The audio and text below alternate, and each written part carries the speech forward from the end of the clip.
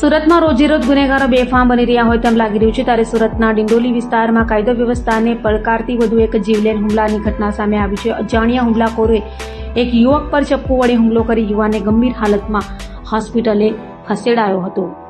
સુરતના ડિંડોલી વિસ્તારમાં એક યુવક પર જીવલેણ હુમલો કરવામાં આવ્યો હતો. હુમલાખોરોએ યુવકની પીઠના ભાગે ચપ્પુના ઘા મારી ગંભીર ઈજા પહોંચાડી હતી.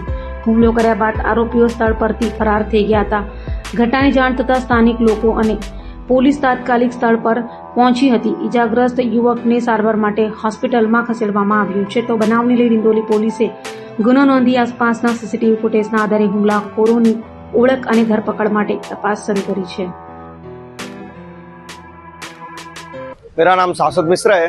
ये सुमुख सर्कल, ये संतोक पार्क पे ब्रदर्स चाय है, तो उधर मेरा दोस्त रात सोनी आके खड़ा था, तो कुछ लोग असामाजिक तत्व आए और मेरे दोस्त को डायरेक्ट चाकू मार दी। किस वजह से मारे वो नहीं पता, और 2-4 लोग इधर बैठे थे, उन लोग का आपस का झगड़ा हो रहा था, तो उधर वो बैठा हुआ, तो उन लोग के साथ वाले समझ के उसको भी मार दिया, और उसका कुछ था नहीं उसमें। राज को ये बाबा मेमोरियल हॉस्पिटल है साई पॉइंट के पास, उधर लेके गए, और सिटी स्कैन के लिए बाबा मेमोरियल से अभी सिटी स्कैन के लिए लेके गए पूनागाम।